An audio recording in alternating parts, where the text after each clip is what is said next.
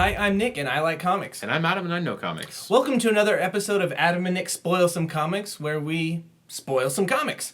Today we are talking about Batman and Robin Eternal, number 5. So the story for this issue is done by James Tynion IV and Scott Snyder still, with Steve Orlando on script. As far as artists go, they've got everybody. They've got Scott Eaton, Ronan Cliquette, and Steve Pugh. So this issue starts off several years ago, whenever it's Bruce Wayne Batman and Dick Grayson Robin, where they are at a stakeout at Dr. Crane's apartment where there's lots of police officers around. And Dr. Crane is also known as the Scarecrow, and as we saw in the last few issues, the Batman and Robin have been tracking him down because he had kidnapped a bunch of his students and, didn't he force them to do stuff for him? And I don't remember all the details, but basically done some bad stuff, and the police is on it now, and they're scoping out his apartment. From the looks of it, Batman and Robin are now scoping out not just his apartment, but also the church across the street, where they believe him to be hiding. Right, and this is St. Elijah the Thunderer Church, and we have Dr. Crane talking to the orphan, and they're kind of getting in this fight, and the picture that we can see is that Dr. Crane thinks that he's the big dog, and the orphan is like, dude, you have no clue who you are messing with. You are not in charge. It's kind of tough to even tell what's going on in this picture with some of the artwork, but it seems like the orphan is getting high off of the fear gas, apparently. Like, he uses it to stay lucid, is what Scarecrow tells him, but I don't really know. It seems like he burns a portfolio of plans they have. The whole time the orphan is talking to Dr. Crane about, you are being too loud. You are causing too much noise. You are causing too much notice. We don't like it. And he says, I'm here as a part of something bigger. I take a life to change a life. You are messing with that. And then he burns this folder. And so it's kind of like these plans that they have are getting torched. Dr. Crane keeps on talking about Prague. We don't know why he's talking about Prague. Really he wants to go there. And then he's backing up. And as he's backing up to this statue of the Thunderer, the god the Thunderer, Cassandra Cain, the ninja, hops out and puts a knife through his throat and getting ready to kill him. Where then the orphan basically says, you're not the big dog. The mother who we work for is. You need to get in line. And we're going to Prague anyway, for some reason. Right, but it's not because you asked us to, it's because she wants you to. And as this happens, they hear something, and within 3 seconds from them hearing something, they totally disappear. Batman and Robin crash through the window, and then they're like, how did they get away? Yeah, I think Batman says it takes 3 seconds or whatever for them to silently move across the alley, and somehow in those 3 seconds they were completely gone. But I can't really figure out what it is why it is that he's supplying fear gas to them. I don't know, what is Prague about, and what is Scarecrow's role in that? It's making me ask a lot of questions. Which is probably good, because you want a comic with a story to ask a bunch of questions. It's as equally thought-provoking as it is frustrating. Yeah, that's a good way to put it. Right. We then cut back to the now, when this comic is set, and you're at Tim's house. Remember, the last issue, Dick decided to go to Tim's house to ask him questions because he had figured out that the mother's involvement was something going on, and he figured that the other Robins were somehow being manipulated by the mother. And as we saw at the end of the last issue, Tim Drake's mother's cell phone pops up out of his wrist, and he talks to her.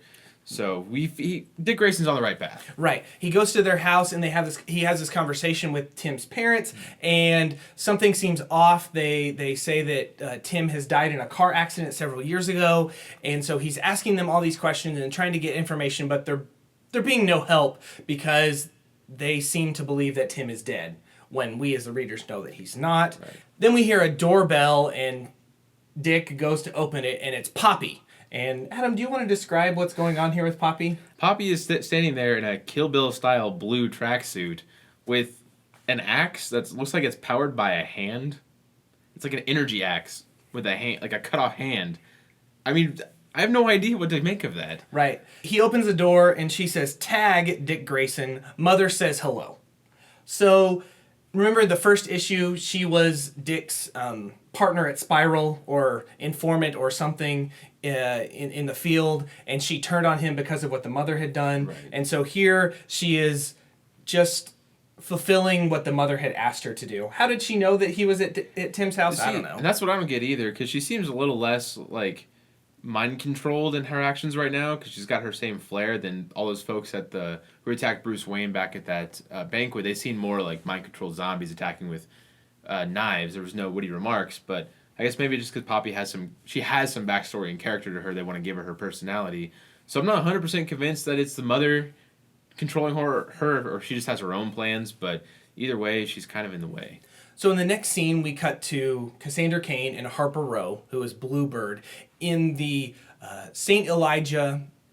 The Thunderer. The Thunderer Church, where, where the opening scene of the comic took place. She takes her in, Harper's talking, saying basically what's going on. Cassandra takes Harper to this statue, and then the orphan jumps out of this statue and basically throws Cassandra Cain out of the way, which is important because it makes it seem less like a trap at first, even though he's saying like, this is she led you here right where I needed you because I need to kill you anyway. Right, and he's basically asking the question of Harper, why are you trusting this girl Cassandra? I mean, she led you here to bring you to me because you were who I wanted in the first place. And then we cut back to Dick and Poppy fighting in Tim's parents' house. Her axe thing turns into this weird mace.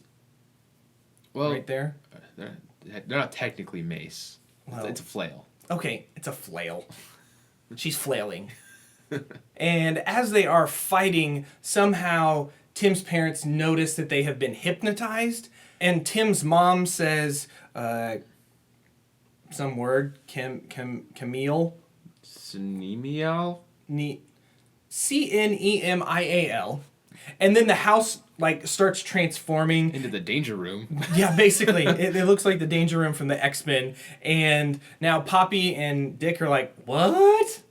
We then cut back to the Church of the Thunderer, where the orphan is now fighting Harper Rowe, Bluebird, and she's basically like, shut your mouth. She didn't betray me. She didn't do this. They get in a fight. He knocks her down. One thing that I do like about this is they show a shot of Harper holding her side to say that they remembered that she's actually really hurt.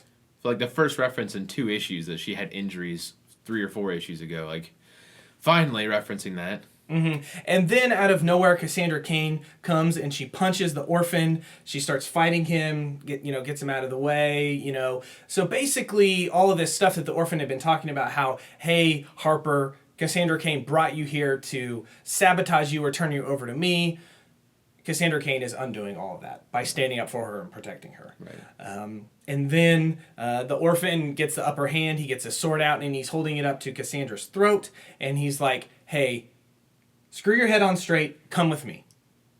And then somehow Cassandra Cain disarms him, literally.